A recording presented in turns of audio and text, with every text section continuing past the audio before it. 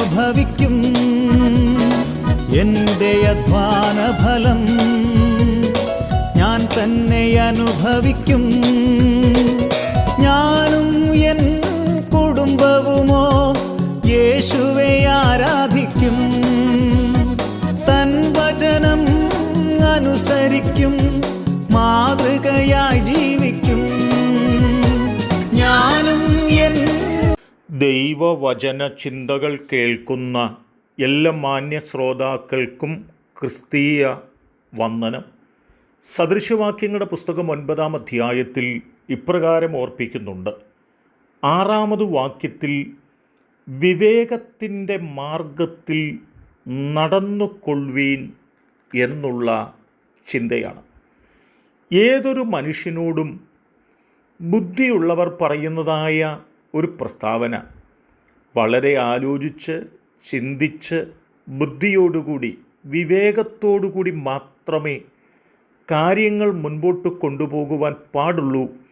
എങ്കിൽ മാത്രമേ നമ്മുടെ ജീവിതം ഏറ്റവും ശ്രേഷ്ഠമായ നിലയിൽ നമുക്ക് കെട്ടിപ്പടുക്കുവാൻ കഴിയുകയുള്ളെന്നും വിവേകഹീനതയോടെ ബുദ്ധിഹീനതയോടെ നാം പ്രവർത്തിക്കുന്നു എങ്കിൽ അത് നമ്മുടെ നാശത്തിൽ നമ്മെ എത്തിപ്പിക്കും എന്ന് മനസ്സിലാക്കിക്കൊണ്ട് ബുദ്ധിയോടും വിവേകത്തോടും കൂടി നാം കാര്യങ്ങൾ ചെയ്തെടുക്കേണ്ടതുണ്ടെന്നും നമ്മെ പ്രബോധിപ്പിക്കുക തന്നെയാണ്.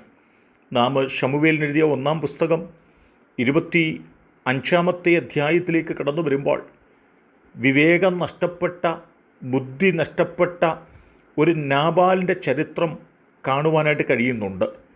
ദാവീദിൻ്റെ ഭൃത്യന്മാർ നാബാലിൻ്റെ വീട്ടിൽ രോമം കത്തിരിക്കുന്ന ഉത്സവമുണ്ടെന്നറിഞ്ഞിട്ട് അവരുടെ വിശപ്പടക്കേണ്ടതിന് ഭക്ഷണ സാധനം വാങ്ങുവാൻ വേണ്ടി വരുമ്പോൾ നാബാൽ വിവേകമില്ലാത്തവനെ പോലെ ബുദ്ധി നഷ്ടപ്പെട്ടവനെ പോലെ ദാവീദ് ആരാണ്, ഇശായിയുടെ മകൻ ആരാണ്, യജമാനന്മാരെ വിട്ട് പൊയ്ക്കളയുന്ന ദാസന്മാർ ഇക്കാലത്തും വളരെയുണ്ട് എന്നൊക്കെ പറഞ്ഞ് ദാവീദിൻ്റെ ദാസന്മാരെ പരിഹസിച്ച് പറഞ്ഞയക്കുന്നതായ ചരിത്രമാണ് വിവേകഹീനതയുടെ ചരിത്രമായി രേഖപ്പെടുത്തപ്പെടുന്നത്. എന്നാൽ അവർ അപമാനിതരെ പോലെ നാബാലിൻ്റെ വിട്ട് കടന്നു പോകുമ്പോൾ നാബാലിൻ്റെ ഭാര്യയുടെ അരികിൽ അവിടെ നിന്ന് ആളുകൾ കടന്നു ചെന്ന് ഉണ്ടായതായ സംഭവത്തെക്കുറിച്ച് ഓർപ്പിക്കുമ്പോൾ ബുദ്ധിമതിയായ വിവേകിയായ അബീഗേൽ എന്താണ് ചെയ്തത്? അബീഗേൽ പെട്ടെന്ന് തൻ്റെ ആളുകളോട് ദാവീദിന് കൊടുക്കുവാനായിട്ട് ആവശ്യമുള്ള സാധനങ്ങളെല്ലാം എടുത്ത് തയ്യാറാക്കി യാത്രയ്ക്ക് വേണ്ടി ഒരുങ്ങുവാനായിട്ട് ആവശ്യപ്പെടുകയും വളരെ ബുദ്ധിയോടുകൂടി വളരെ ആത്മസമീപനത്തോടുകൂടി വളരെ വിവേകത്തോടുകൂടി അവൾ ദാവീദിന് വേണ്ടി ആവശ്യമുള്ളതായ എല്ലാ സാധനങ്ങളും എടുത്തുകൊണ്ട് ദാവീദിനെ തേടി കടന്നു പോകുന്നതായ ചരിത്രം നമുക്ക് കാണുവാനായിട്ട് സാധിക്കുന്നുണ്ട്.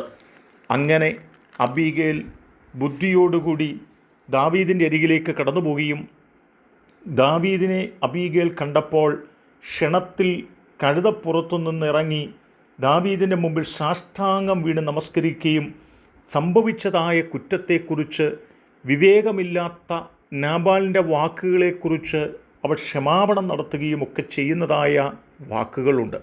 ബുദ്ധിഹീനതയോടെ വിവേകക്കുറവോടെ പ്രവർത്തിച്ച നാബാലിൻ്റെ തകർച്ചയുടെ ചരിത്രം 25-ാം അധ്യായത്തിൽ കൃത്യമായി രേഖപ്പെടുത്തുമ്പോൾ തന്നെ വിവേകത്തോടുകൂടി ഇടപെട്ട അബീഗേലിൻ്റെ ജീവിതത്തിലെ ഏറ്റവും ശ്രേഷ്ഠമായ നിമിഷങ്ങളെക്കുറിച്ചും ആ ദൈവവചന ഭാഗങ്ങളിൽ രേഖപ്പെടുത്തപ്പെടുന്നുണ്ട്. എന്നെ കേൾക്കുന്ന പ്രിയപ്പെട്ടവരെ, ദൈവത്തിൻ്റെ വചനം നമ്മെ ആഴമായി ഓർപ്പിക്കുന്നത് വിവേകഹീനതയോടെ പ്രവർത്തിച്ചാൽ അത് നമ്മുടെ തകർച്ചയ്ക്ക് കാരണമാകുമ്പോൾ തന്നെ വിവേകത്തോടെ ബുദ്ധിയോടെ ജ്ഞാനത്തോടെ പരിജ്ഞാനത്തോടെ കാര്യങ്ങൾ മുൻപോട്ട് നടത്തുന്നുവെങ്കിൽ നീക്കുന്നുവെങ്കിൽ അത് നമ്മുടെ നന്മയ്ക്കും ശ്രേഷ്ഠതയ്ക്കും കാര്യമാകുമെന്ന് ദൈവത്തിൻ്റെ വചനം ആധികാരികമായി നമ്മെ ഓർമ്മപ്പെടുത്തുക തന്നെയാണ്. ആകയാൽ വിവേകഹീനരായിട്ടല്ല, ബുദ്ധിഹീനരായിട്ടല്ല, മണ്ടന്മാരും മടയന്മാരുമായിട്ടല്ല, ബുദ്ധിമാന്മാരായി വിവേകമുള്ളവരായി ദൈവസാന്നിധ്യമുള്ളവരായി നമ്മുടെ ക്രിസ്തീയ ജീവിതത്തിൽ, നമ്മുടെ ഇഹലോക ജീവിതത്തിൽ നമുക്ക് മുൻപോട്ട് പോകുന്നവരായി തീരാം. അതിനായി ഒരുങ്ങാം. അതിന് ദൈവം നമ്മെ സഹായിക്കട്ടെ. കരുണയുള്ള ദൈവമേ, ഞങ്ങൾ വളരെ വിവേകത്തോടുകൂടി ഞങ്ങളുടെ ജീവിതമാർഗത്തിൽ ഞങ്ങൾക്ക് നടക്കുവാൻ, അത് ഞങ്ങൾക്ക് നന്മയ്ക്കും അനുഗ്രഹത്തിനും കാരണമായി തീരുവാൻ ദൈവം കാരണമാക്കണമെന്ന് പ്രാർത്ഥിക്കുന്നു. അനുഗ്രഹം കൊണ്ട് നിറയ്ക്കണം. യേശു കർത്താവിൻ നാമത്തിൽ തന്നെ. ആമേൻ.